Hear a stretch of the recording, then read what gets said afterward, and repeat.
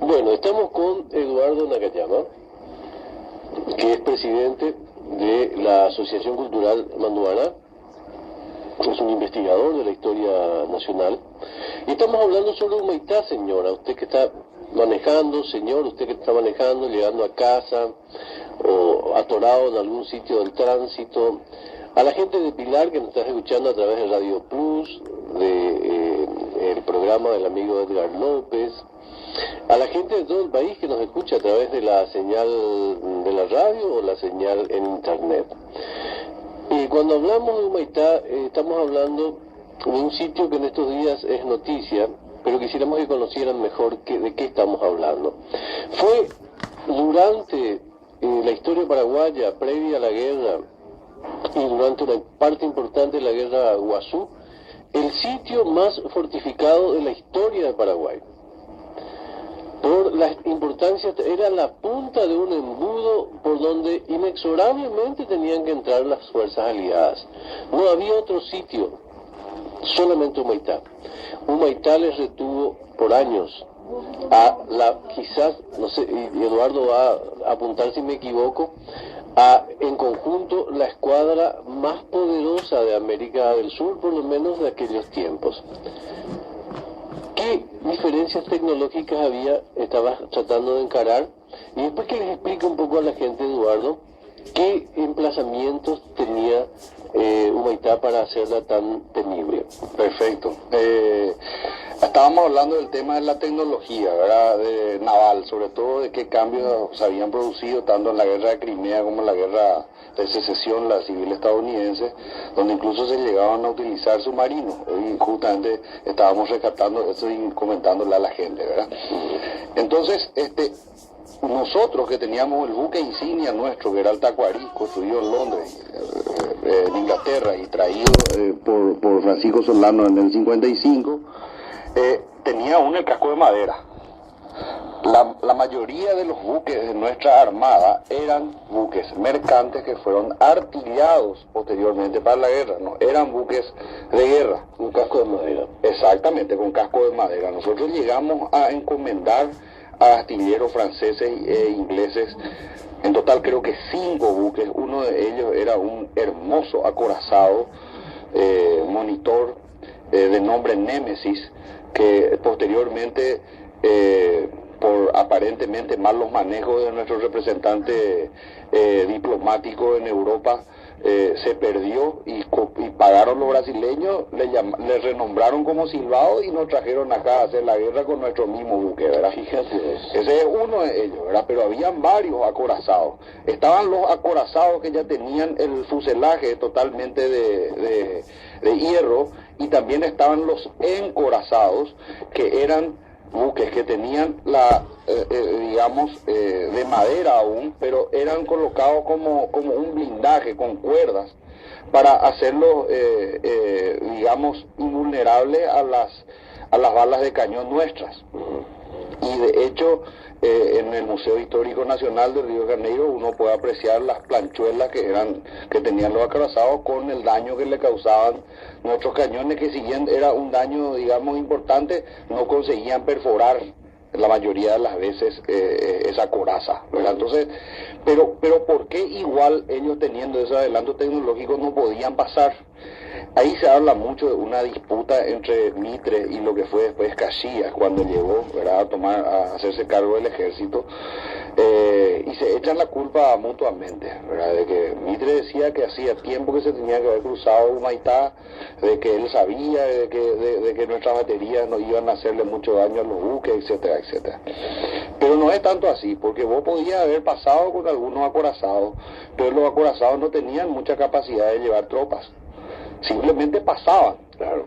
Pero vos tenés que después transportar a tus tropas, tenés que llevar la logística, claro, para poder continuar la guerra. Claro. O sea, no tenía que ser un acorazado, tenía que ser un convoy. Exactamente, ¿verdad? Ellos tenían unos cuantos acorazados, pero tenían todos los buques que llevaban tropas y que llevaban los alimentos y la logística eran de madera todavía. Entonces, Humaitá fue ese y cumplió su misión en forma magistral durante todo el tiempo que estuvo custodiada por el ejército paraguayo, desde el inicio de la guerra, ¿verdad? Las defensas que fueron Ahora diseñadas, explícanos, Eduardo, ¿cómo eran esas temibles defensas? ¿Podés explicarnos? Te voy a desafiar un poco más, porque creo que no se trataba solamente de cazamatas con cañones, sino también hasta había una tecnología que permitía inundar campos por donde podía producirse la invasión. La invasión. Fíjate en eso, Fito. Paraguay tenía tecnología de represas para que si se produjera una invasión por tierra, sí, pudieran inundar campos. Sí. Explícanos todo eso, por favor. Claro que sí. Te había dicho que el que inicialmente proyectó y planificó la fortaleza de Humaitá, que tiene un perímetro de 11 kilómetros, 6 veces más que la ciudadela de Montevideo. O sea, la ciudadela de Montevideo, que todo el mundo cuando va, visita, mira, le saca fotos, se saca fotos, ¿verdad? Te cuenta la historia de la ciudad, que está ligada totalmente a lo que era la ciudad fortificada, etcétera, etcétera, la muralla de Montevideo famosa. Bueno, Humaitá tenía 6 veces el perímetro de Montevideo, de la ciudad fortificada. Y esas defensas fueron mejoradas por George Thompson, que fue un ingeniero británico, que en realidad fue un autodidacta que se formó con Whitehead, que era el ingeniero jefe del gobierno paraguayo, el inglés. Y él diseñó este sistema de represas que permitían inundar los extramuros utilizando el agua de las lagunas adyacentes, ¿verdad?, para elevar el nivel del agua hasta 1 metro sobre el nivel normal. Lógicamente, cuando vos inundabas un campo a ese nivel, lo que hoy está ocurriendo naturalmente por la lluvia, practicar una invasión, eso estamos hablando de la línea de tierra, de la fortificación de tierra, que sería la zona sur y este de la fortificación, porque la zona, digamos, oeste es la que da con la costa del río Paraguay. Eran como 2 kilómetros y medio de baterías y de defensas costeras, y el resto 9 kilómetros y medio de fortificaciones de tierra. O sea que vos entrabas en ese sitio, Fito, y ibas a soportar 2 kilómetros de fuego de claro, mismo. Claro. Y por la velocidad de la embarcación, no es que ibas en un Fórmula 1 que 2 kilómetros te podía hacer en un ratito. No, era agua, barcos, a esa velocidad. Vos tenías que soportar 2 kilómetros de bombardeo. No solo eso, Augusto, en un solo punto vos podías concentrar el fuego de 150 cañonazos, digamos, de una vez. En total, la fortificación tenía casi 200 bocas de fuego, pero la mayoría de la artillería podía ser, digamos, transportada dependiendo de dónde se iba produciendo el ataque, ¿verdad? Entonces, a las defensas costeras... de rieles para moverlo. No, eran la artillería de campaña normal, ¿verdad? Que podía ser transportada si vos veías que una cuadra estaba queriendo forzar el paso. Y recordate que teníamos hileras de cadenas que pasaban la costa del Paraguay de un lado a otro, y pasaban las cadenas de un punto del río a lo que hoy es el Chaco argentino, ¿verdad? A ese lado, ¿verdad? Y estaban colocadas sobre casamatas con minas acuáticas, con una defensa formidable, ¿verdad? Y cuando en febrero del 68 pasan la fortificación, solamente pasan porque hubo una inundación inusual del río, como está ocurriendo ahora. Por eso me parece importante. Fíjate, estamos hablando de 1868, estamos hablando de 3 años después de iniciado el proceso, ¿verdad? Así mismo. Y recién ahí ellos pudieron, o se animaron a pasar, ¿verdad? Porque las cadenas definitivamente le ocasionaban muchos dolores de cabeza también. Ningún almirante arriesgaría su cabeza por hacer una maniobra, digamos, irresponsable de pasar y quedar fondeado ahí, porque incluso el hecho de que un buque quede fondeado ahí podía limitar el paso de los otros posteriormente, ¿verdad? Claro. Entonces eran muchas decisiones las que se tenían que tomar. ¿Qué tipo esta era una fila de artillería o tenía diferentes emplazamientos? Eran diferentes, ¿verdad? Cada batería tenía un nombre. La más célebre de todas y la única construida como casamata era la Londres, ¿verdad? Que estaba cerca, pegado ese que estaba cerca de la iglesia, ¿o no? No. La Londres era una de las primeras que le recibiría, digamos, al enemigo en caso habían unas defensas de tierra que estaban apostadas sobre la barranca, pero que ya se consideran defensas de tierra, ¿verdad? Que eran las primeras que abrían fuego. Posteriormente, la de Londres era la que tenía mayor alcance también. O sea que porque los cañones más grandes estaban en esa batería, pero posteriormente tenías otra secuencia como la Maestranza, la Coimbra, etcétera, que no le iban a dejar. ¿Cómo se equipaban esos emplazamientos? ¿Eran soldados, cañones y qué más? ¿Había, digamos, sitio para depósito de municiones y todo? Sí, de hecho, estamos hablando solamente de la artillería perimetral. Solamente de la perimetral, tanto de la costa como la que daba, digamos, a las líneas de fortificación de tierra. Pero dentro de Humaitá era una verdadera ciudad. En Humaitá nosotros llegamos a tener la segunda mayor concentración de población paraguaya en la época de la guerra de la Triple Alianza. Interesante, porque había muchos cuarteles. Totalmente. ¿Recordás cuáles eran los cuarteles? Claro, estaban el cuartel de los rifleros, estaba el cuartel de la caballería, estaba también el cuartel Apuá de mujeres que servía de enfermería, había cementerio, había iglesia, había depósito de municiones, polvorín, absolutamente todo. Estaba el cuartel general de López, que el que está hoy que funciona como Museo de Humaitá, fue emplazado en el mismo lugar y con la misma arquitectura, aunque no es el mismo, porque Humaitá fue destruida totalmente siguiendo lo que decía el protocolo adicional del Tratado Secreto de la Triple Alianza, que decía que se tenía que destruir todas las defensas de Humaitá, y se procedió en consecuencia, ¿verdad? Por eso que es tan importante, Augusto y Fito, el tema de las ruinas de Humaitá, porque es el único vestigio en pie y testigo vivo de aquella contienda, ¿verdad? Impresionante. Un detalle que me pareció curioso y sobre el cual me gustaría que nos hables un poco, este tema de las represas. ¿Estas también fueron construidas por el propio ingeniero? Sí, estas fueron dirigidas por George Thompson. Thompson dirigió esta defensa.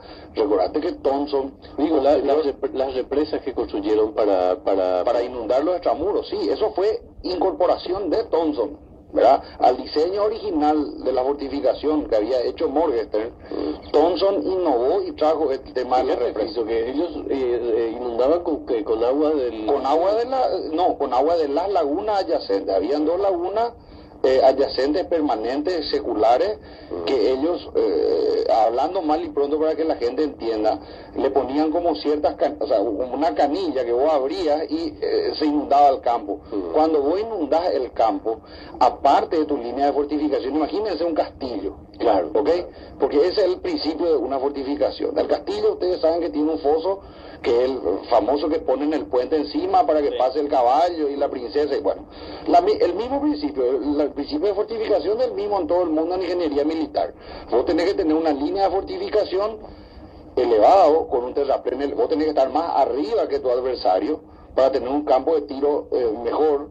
Tenés que impedir que él entre a tu fortificación, por lo tanto tiene que haber un parapeto, tiene que haber una diferencia, ¿verdad? Que en el caso de Humaitá estaba construido en parte de ladrillo, en parte de césped, en parte de piedra.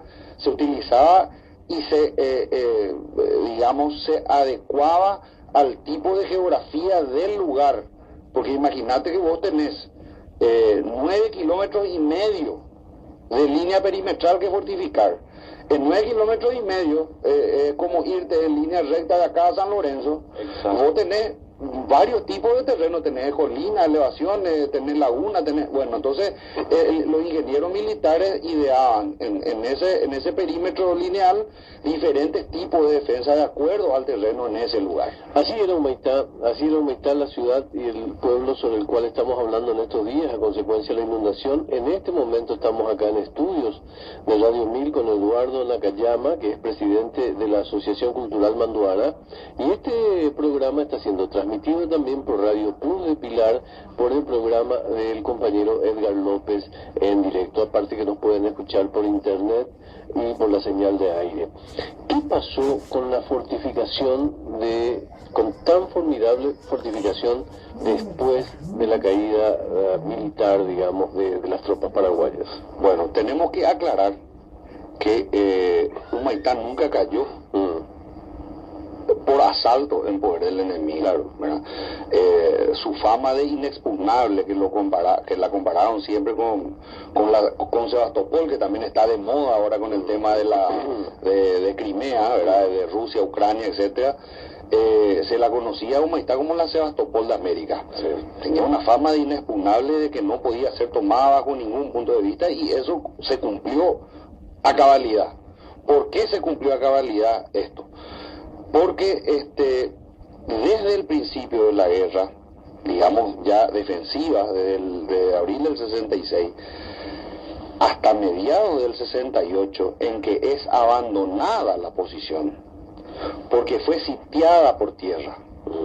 ¿Qué pasó, Augusto? En febrero del 68 se había pasado la fortaleza de Humaitá. Los brasileños festejaron eso, pero muchísimo. Incluso hay iconografía y documentos de la época, marcas de cigarrillo de Pernambuco, donde decía al bravo da pasaje de Humaitá. O sea, se festejó eso como hay barrios en Río de Janeiro, ciudades que se llaman Humaitá en el Brasil. ¿Ah, sí? Sí, y calle Humaitá en toda ciudad brasileña hay una. Como nosotros, fue una gran victoria. Fue una gran victoria, como nosotros acá le llamamos Curupayté a esta calle, ¿verdad? Que fue una gran victoria paraguaya. Sí, entonces, cuando ellos pasan eso, y se produce una serie de cambios políticos también en Paraguay, porque recuerden que el cambio de capitalidad de Asunción a Luque se produce en febrero del 68, después de que se ultrapasan o se sobrepasan la línea costera de Humaitá. Ahí entonces se reunió una junta militar aquí y decidió nombrar punto militar a Asunción también, y la población paraguaya tuvo que hacer ese primer gran éxodo a Luque, y pero no se tomó todavía la fortificación cuando eso. Ahí se hizo una maniobra envolvente, digamos, por tierra, que buscaron cortar las líneas de comunicación y de aprovisionamiento. Los brasileños querían saber por dónde el ejército paraguayo se seguía alimentando, y teníamos una pequeña península por arriba de Humaitá, por arriba de Laguna Cierva, que conectaba, digamos, con otra fortificación más arriba, que era la de Tallí, y así manteníamos esa línea de aprovisionamiento. Cuando se toma Tallí, es que empieza a empeorarse la situación en Humaitá, ¿verdad? Ya se habían destacado solamente 3.000 hombres para la defensa de Humaitá. El grueso del ejército paraguayo abandona la fortificación con Francisco Solano López en marzo del 68. No porque cayera, sino porque existían necesidades más. Así mismo, porque vos cuando empezás a verte sitiado, vos tenés que salir del lugar. Claro. O sea, que lo que quedarte en el lugar sería lo mismo que suicidarte, ¿verdad? Porque no vas a tener para alimentar una tropa. Imagínate de 20.000 hombres, por ejemplo, ¿cuánto necesitas para alimentar? Y justamente fue George Thompson el que se encargaría de preparar las defensas, digamos, también mucho más al norte, que ya sería aquí al sur de Asunción, en Angostura. Ese prodigio de la época, que era el telégrafo, ¿llegaba también a Humaitá? Llegaba a Humaitá, sí señor.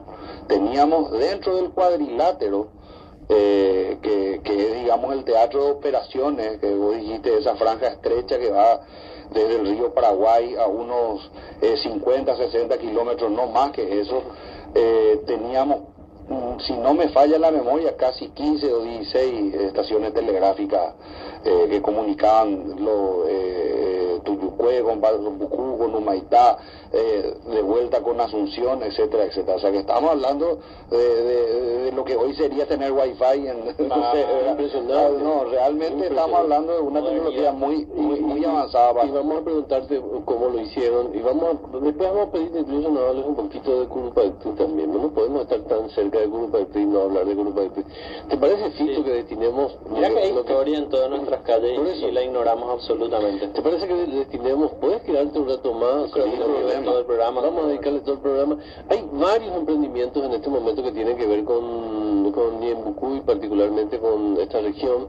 Hay una página en Facebook que se llama Ñembucú SOS.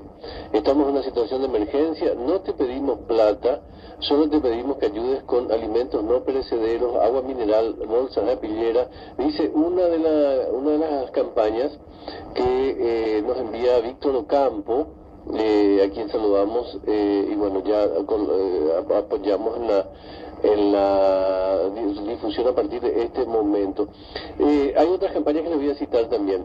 Inolvidable y emocionante es conocer el sitio histórico de Humaitá, muy didáctico lo de Eduardo Nakayama, dice Claudio Benítez, que nos tuitea eso, Eduardo. Muchas gracias. La gente que está escuchando el programa. Antes de preguntarte algo más, ir a un corte, quiero mencionar también esta otra campaña que he visto por acá. Esto, todo por Ñembucú, tu ayuda tiene más fuerza que el agua, dice otra campaña que es de la Cruz Roja Paraguaya. La Cruz Roja Paraguaya está movilizando todos sus recursos para actuar en esta emergencia. Sí. Necesitamos ropa de abrigo, zapatos, frazadas, alimentos no perecederos y agua. Hay 5.371 familias afectadas. Hay 650 viviendas inundadas aproximadamente. Estos son datos que no tienen por qué ser exactos, porque la realidad es dinámica. ¿Dónde puede, en el caso de la Cruz Roja Paraguaya, acercar su donación? A la sede nacional que está en Brasil 216, Fito. Aquí al lado del Parque Caballero prácticamente. Exactamente, sí señor. Entonces, o también podés colaborar haciendo un depósito en cualquier centro aquí pago de todo el país, indicando Emergencia Cruz Roja. Pero hay otras iniciativas, querido amigo. Voy a buscar acá también, si me tenés un Hay poco. jóvenes que están juntando bolsas de plastillera para justamente reforzar el muro de contención, Que es el pilar. Sí señor, que es un poco la página de Facebook que leí. Hay otra ayuda para Ñembucú, le esperamos el día 18. Esto es en ¿dónde? Esto es en Buenos Aires, Mira qué bueno. Para 18 de mayo, Avenida de Mayo y Perú, en el stand del Centro Pilarense. Augusto, si me permitís, te comento que la semana que viene, la noche del 14, víspera del 15, siempre hacemos la recreación digamos, de la independencia del Paraguay, esperando las 12 de la noche con explicaciones históricas, etcétera, etcétera, y con gente que va vestida de la época, antorchas, todo eso. Vamos a estar recibiendo también nosotros víveres para la gente de Humaitá. Bueno. Entonces, a voluntad los que quieran ir, vamos a encontrarnos la noche del 14 a las 23 horas frente a la Casa de la Independencia, y los que quieran llevar su ayuda para Humaitá, nosotros ya tenemos conversado con Miriam y Fran de Encina, que es una historiadora de Pilar, con Vicenta Miranda de Humaitá y con Vicente García de Paso de Patria, a quienes vamos a estar acercando la ayuda que todos los compatriotas quieran acercar. 14 de mayo sobre la calle 14 de mayo. Así mismo, 14 de mayo entre Presidente Franco y Palma. ¿Dónde quedamos, Eduardo? ¿En qué momento quedamos? ¿En qué parte quedamos? Estamos, ya habían traspuesto, digamos, la barrera de Humaitá, ¿no? Sí, habían traspuesto la barrera de Humaitá por río. En febrero del 68 habíamos hablado de que eso obligó a que Asunción se Paraguay traslade su capital de Asunción a Luque, y empezaba el cerco, el sitio de Humaitá. Y en marzo el Mariscal López, digamos, abandona la posición para ir un poco más al norte en San Fernando, donde posteriormente se producirían los famosos juicios de San Fernando, y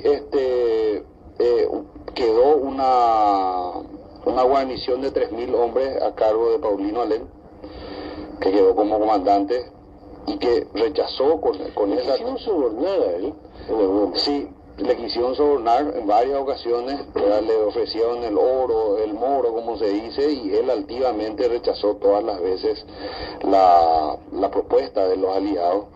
Sin embargo, digamos, el hambre y la desesperación también le llevó a tomar una decisión drástica que fue tratar de suicidarse. ¿Verdad? Digamos, inconsciente, fue llevado a San Fernando después y quedó el coronel Martínez a cargo de la posición, ¿verdad? Y de marzo a julio pasaron muchas cosas.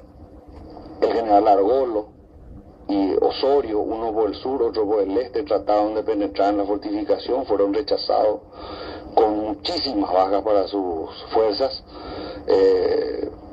pero ya la situación en Humaitá era insostenible, ¿verdad? No había forma de seguir.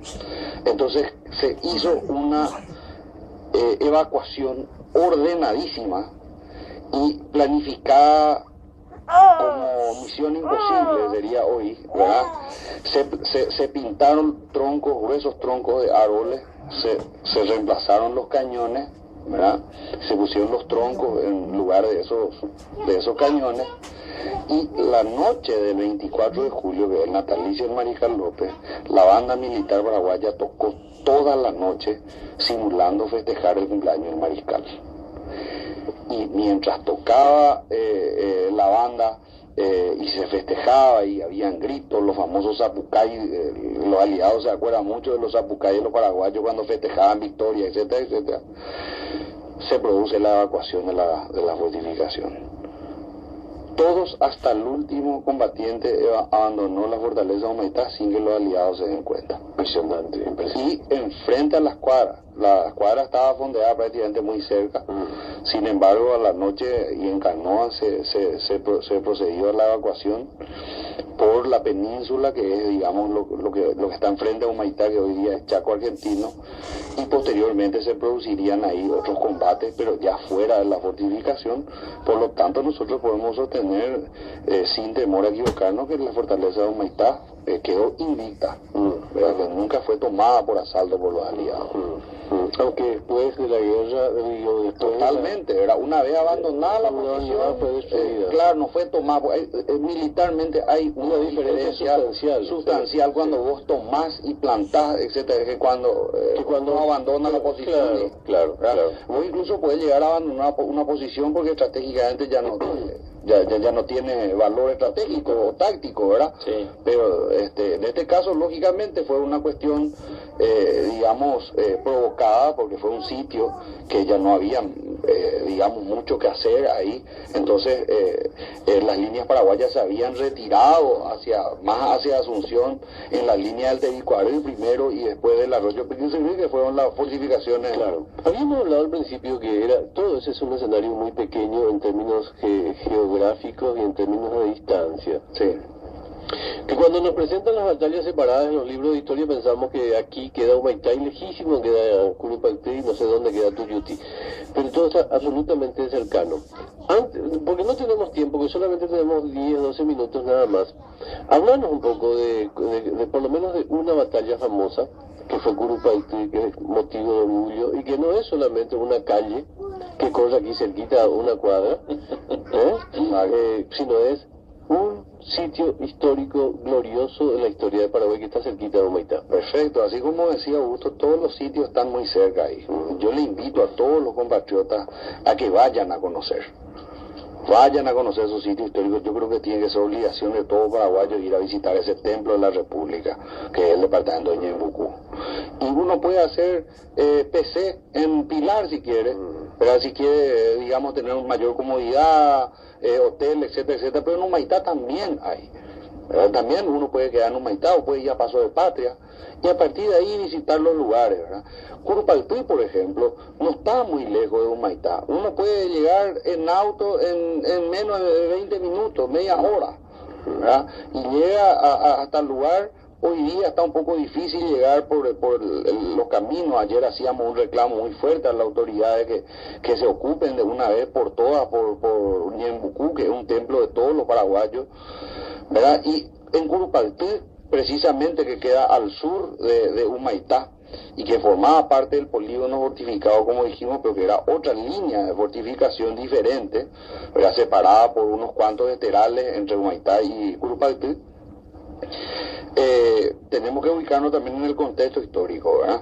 Es uno de los sitios más estrechos del río Paraguay. Sí, y por eso hoy día se quiere hacer un puerto de aguas profundas ahí, justamente porque al estrecharse el río, digamos, la profundidad se aumenta, ¿verdad? Y pueden entrar buques de gran calado. Entonces, 1866, en abril, se había producido la invasión. A partir de ahí hubieron varias batallas memorables, como la de Tuyutí, por ejemplo, que fue la mayor batalla de América Latina terrestre, ¿verdad? Y posteriormente a eso tenemos que recordar, antes de Curupaytí, muy graficados los cuadros de López, el pintor argentino. Sí, totalmente. Los cuadros de Cándido López, nosotros siempre decimos eso, que no tienen mucha belleza artística. O sea, si uno quiere buscarle la vuelta hacia el soldado, parece realmente un soldado, su forma, no. Tenemos otros pintores, Meireles o europeos, que pintaban mucho mejor, quizá, pero que los cuadros no representan lo que ocurrió. Sin embargo, los cuadros de Cándido López, y eso está contrastado con varios libros de historia, sí representan por lo general, y aparte él, como tenía conocimiento militar, sabía de la formación de cuadros, de líneas, de cómo se apostaba la artillería, la infantería, la caballería. Entonces él pintó con bastante fidelidad lo que ocurrió en la Guerra Grande. Y te decía que antes de Curupaytí tenemos que hablar también de la entrevista de Yataypicoa, que fue un intento de López de llegar a una paz. Porque aquí muchas veces, cuando leemos los libros que encontramos en el Brasil, en Argentina, López es el famoso reptil, asesino, etcétera, etcétera. Por supuesto, yo no digo que sea un santo también, de ninguna manera, ¿verdad? Pero cuando uno polariza eso, deja de leer entre líneas y mucha información que queda en el aire, ¿verdad? En el éter. En este caso hubo un formal pedido de López de tratar le dijo expresamente a Mitre, que fue el único que conferenció con él finalmente, porque el brasileño se negó a conferenciar con él, y Venancio Flores tuvo un entredicho fuerte con el mariscal. Entonces el mariscal le dice a Bartolomé Mitre que ya se habían lavado las injurias de los países, que ya había corrido mucha sangre, pero Mitre insistía en que no podía firmar la paz por sí solo, porque había un tratado que le exigía otra cosa, y lamentablemente no se llegó en ese momento a la paz, y pocos días después tendría lugar la batalla de Curupaytí. Llovió mucho esa semana, se acentuaron los trabajos de fortificación, se terminaron los trabajos de fortificación que fueron magistralmente coordinados por el general Díaz, entonces coronel, y José Dubigis, y los brasileños y los argentinos, que fueron los que más, digamos, tuvieron participación en el ejército aliado de esta batalla, tenían mucho optimismo de que iban a lograr, digamos, tomar la fortificación y generar una gran victoria en Curupaytí. Entonces, el plan era que la escuadra imperial tenía que apostarse sobre el río Paraguay, bombardear todas las baterías costeras de Curupaytí para destrozar esa defensa, y las líneas del ejército argentino tenían que tomar la fortificación por tierra. Hay un famoso dicho, tan famoso como el que Mitre dijo en 24 horas en los cuarteles, en 15 días en campaña, en 3 meses en Asunción, es el que dijo Tamandaré, que despreciando prácticamente la fortificación de Curupaytí, la defensa que estaban preparadas, dijo: en 2 horas yo desengallaré todo eso. En 2 horas yo destrozo todo eso. Entonces realmente se produce un fuego muy intenso contra las baterías de Curupaytí, una humareda que no podemos imaginarlo hoy día, lo que habrán producido esas toneladas de pólvora y de bala y de tierra que se levantaba con todo eso. y proceden a hacer el asalto. Las tropas de tierra argentinas en su mayoría eran, como los argentinos mismos suelen decir, patricios de Buenos Aires, ¿verdad? Que eran todos hijos de familia, entre ellos el hijastro de Domingo Faustino Sarmiento, Dominguito, ¿verdad? Que falleció ahí, y muchos otros de familias ilustres porteñas, ¿verdad? Aunque ellos creyeron que habían ocasionado un daño considerable, lo tenían servido. Sí, que iban a tomar, formaron, si mal no recuerdo, 4 columnas, ¿verdad? Que fueron, pero masacrados y avasallados por la artillería y la fusilería paraguaya, ¿verdad? Sobre todo la artillería. Esa fue una batalla ganada con la artillería paraguaya, donde una vez más se lucieron nuestros artilleros, ¿verdad? Y apostados desde una elevación. Imagínate que los argentinos, con toda la humareda y con todo, porque sobre todo fueron argentinos lo que fueron en la primera línea, iban cayendo en los fosos con los abatices que se habían preparado. ¿Qué eran esos? Y los abatices eran como unas estacas que se colocaban dentro del foso, ¿verdad? Y que una trampa, ¿verdad? Que ahí te morías. Claro. O si no te morías, te quedabas ahí. O no podía moverte más, porque te entraba una batida. Imagínate que vos estabas entrando en un terreno pantanoso, donde había llovido hacía poco. Vos no veías esos obstáculos porque estaban totalmente cubiertos por la vegetación. Hoy día las trincheras de Grupal se pueden apreciar todavía. Por eso es importante ir a esa región. Y entonces las tropas iban cayendo y eran un blanco perfecto para la artillería paraguaya. Y cuanto más alineados y encuadrados estaban, porque el cuadro es bueno para la defensa. Cuando vos tenés un ataque de artillería, de caballería, vos formás un cuadro y repelés bastante bien a una caballería de la época, pero cuando vos formás cuadros para hacer un ataque, por ejemplo, vos sos un blanco perfecto para la artillería, porque están todos juntos ahí, y vos disparás una bomba, una bala y le está destrozando a muchísimo. El ingeniero Rafael Mariotti, que es socio honorario de la Asociación Cultural Manduana, realizó un trabajo muy interesante sobre Curupaytí, donde incluso calculó la cantidad de toneladas de material que se arrojó ahí.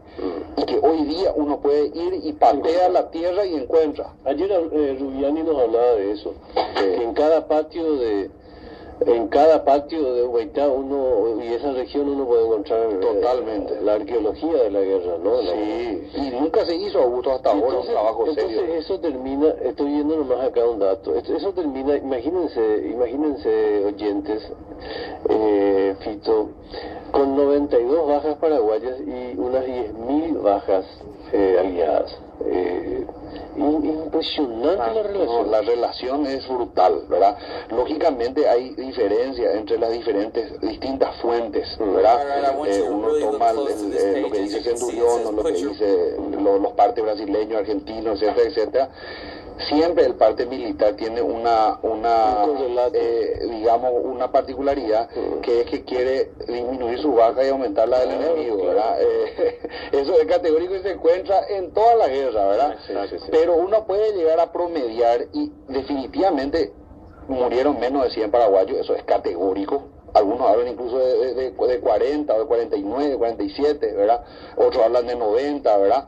Y entre las bajas aliadas, ninguno te habla menos de 5 o 6 mil. Impresionante. Ninguna fuente. O sea que estamos hablando de una victoria aplastante. O sea que mueran entre 6 y 10.000 personas en una franja de distancia, que sería ¿cuántos kilómetros? Ponele que tenés 2 kilómetros de forma lineal. O sea, podés verlo a simple vista, digamos. Algo que hablábamos con Eduardo en la pausa, que tenía que ver con que era la primera guerra que enfrentaba Paraguay.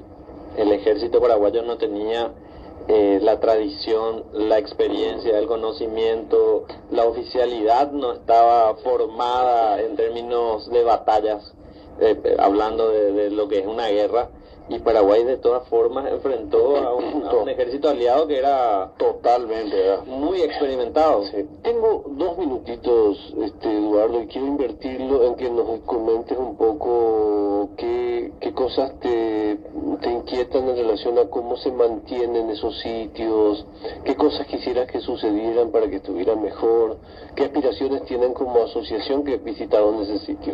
Bueno, nosotros en realidad lo que trabajamos siempre es por la difusión. Difusión de la historia y de la cultura paraguaya. Un pueblo que no conoce su historia es un pueblo que no tiene identidad. Y nosotros vemos todos los días, nos plagueamos, como decimos, ¿verdad? Nuestros jóvenes no saben nada, nuestros hijos no... Pero ¿qué estamos haciendo nosotros para que ellos se interesen? Le estamos mostrando algo interesante, le estamos llegando con audiovisual. Los argentinos hace tiempo hacen audiovisuales, los brasileños ni qué decir, los Estados Unidos. Vos te vas a ver lo que es Gettysburg, es una cosa de loco. Vos te vas a Waterloo, a Europa. En sus aniversarios reproducen las batallas. Totalmente, reproducen las batallas. Y nosotros llegamos, pero no tanto a gusto cuando nosotros llegamos, que nosotros ya sabemos cómo somos, a veces. ¿Verdad? Porque cuando queremos hacer bien la cosa, es bien que la hacemos. Cuando llega un extranjero y le llevamos a un templo como eso y encontramos que no hay nada, llegamos y no hay ruta, está cortada la ruta cuarta que se hizo mal, pésimamente mal, ni siquiera se terminó, tiene que llegar a Itapirú, ¿sabes? No se terminó. Sí.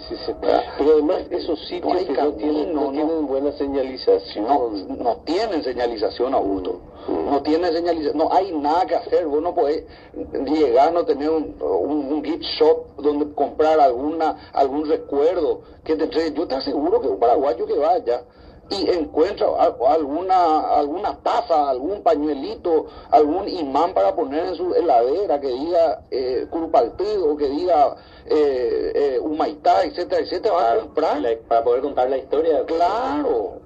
Pero eso es lo que nosotros queremos, que se cree la infraestructura necesaria.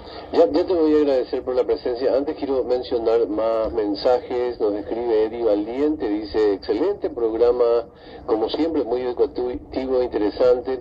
Víctor Ocampo nos da los datos: Capitán Win 796 y Doctor Coronel Barrio Sajonia, con Víctor Ocampo. Están trabajando en el Centro Pilarense y particularmente su comisión de jóvenes. El día 9 de mayo llamamos a la solidaridad del pueblo. La comisión de jóvenes del Centro Pilarense estará recolectando víveres en el Estadio Defensores del Chaco, en el encuentro de Olimpia versus Guaraní.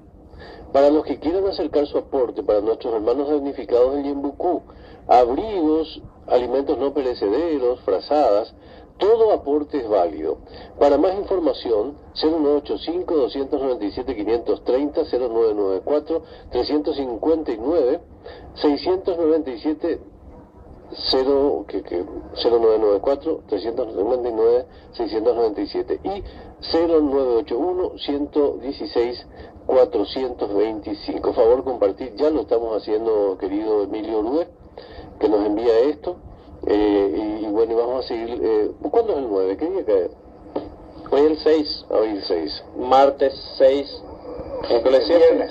Viernes, hasta el viernes vamos a estar acompañándolos con esto, por supuesto. Eduardo, te agradecemos muchísimo. No queremos que te despidas de nosotros definitivamente, porque realmente queremos invitarte para otras ocasiones para seguir hablando sobre estas. Quizás hacer casi una institución que nos visites periódicamente para hablar de historia paraguaya. Con muchísimo gusto, Augusto, y a vos también, Fito, le agradezco por el espacio, y quiero invitarle a todos los que están escuchando, sintonizando Radio 1000, y también los amigos de Pilar que tienen Facebook, Twitter, que nos sigan en el Facebook y en el Twitter. Asociación Manduaná, Asociación Cultural Manduaná, van a encontrar en el Facebook, y todos los días van a tener un artículo de historia de cultura paraguaya, donde uno le dedica 3 o 4 minutos a la lectura y se aprende.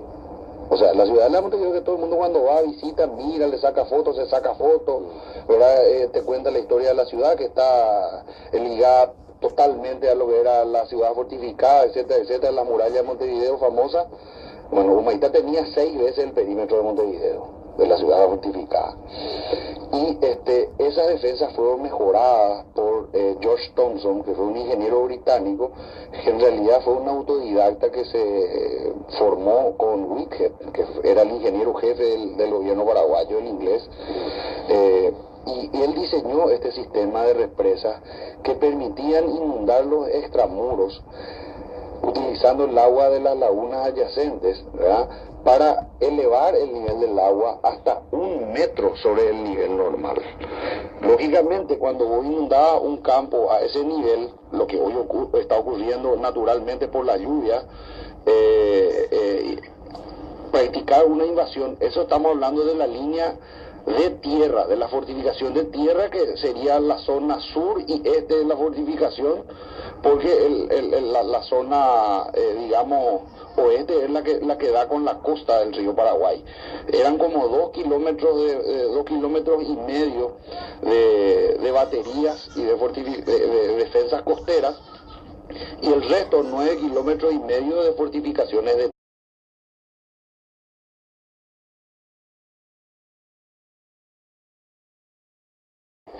Bueno, estamos con Eduardo Nakayama, que es presidente de la Asociación Cultural Manduana, es un investigador de la historia nacional, y estamos hablando sobre Humaitá, señora, usted que está manejando, señor, usted que está manejando, llegando a casa, o atorado en algún sitio del tránsito, a la gente de Pilar que nos está escuchando a través de Radio Plus, el programa del amigo Edgar López, a la gente de todo el país que nos escucha a través de la señal de la radio o la señal en internet. Cuando hablamos de Humaitá, estamos hablando de un sitio que en estos días es noticia, pero quisiéramos que conocieran mejor de qué estamos hablando. Fue durante la historia paraguaya, previa a la guerra, y durante una parte importante de la guerra Guazú, el sitio más fortificado de la historia de Paraguay. Por la importancia, era la punta de un embudo por donde inexorablemente tenían que entrar las fuerzas aliadas. No había otro sitio, solamente Humaitá. Humaitá les retuvo por años a quizás, no sé, y Eduardo va a apuntar si me equivoco, en conjunto la escuadra Europa se perdió y pagaron los brasileños, le renombraron como Silvao y nos trajeron acá a hacer la guerra con nuestro mismo buque, ¿verdad? Fíjate. Ese es uno de ellos, ¿verdad? Pero habían varios acorazados. Estaban los acorazados que ya tenían el fuselaje totalmente de hierro, y también estaban los encorazados, que eran buques que tenían de madera aún, pero eran colocados como un blindaje con cuerdas para hacerlos, invulnerables a las balas de cañón nuestras.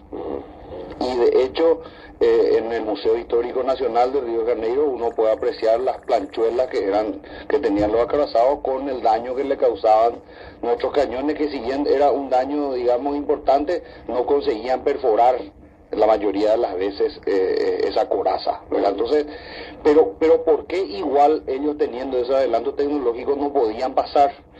Ahí se habla mucho de una disputa entre Mitre y lo que fue después Caxias, cuando llegó, ¿verdad?, a hacerse cargo del ejército, y se echan la culpa mutuamente, ¿verdad?, de que Mitre decía que hacía tiempo que se tenía que haber cruzado Humaitá, de que él sabía de que nuestras baterías no iban a hacerle mucho daño a los buques, etcétera, etcétera. Pero no es tanto así, porque vos podías haber pasado con algunos acorazados, pero los acorazados no tenían mucha capacidad de llevar tropas. Simplemente pasaban, claro. Pero vos tenés que después transportar a tu tropa, tenés que llevar la logística, claro, para poder continuar la guerra. Claro. O sea, no tenía que ser un acorazado, tenía que ser un convoy. Exactamente, ¿verdad? Ellos tenían unos cuantos acorazados, pero tenían todos los buques que llevaban tropa y que llevaban los alimentos y la logística, eran de madera todavía. Entonces, Humaitá fue ese y cumplió su misión en forma magistral durante todo el tiempo que estuvo custodiada por el ejército paraguayo, sí, desde el inicio de la guerra, ¿verdad?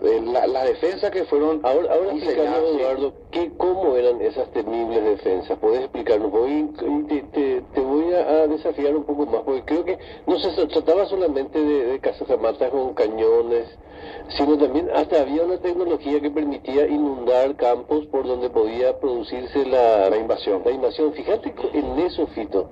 Paraguay tenía tecnología de represas, para que si se produjera una invasión por tierra, Sí. pudieran inundar campos. Sí. Explícanos todo eso, por favor. Claro que sí.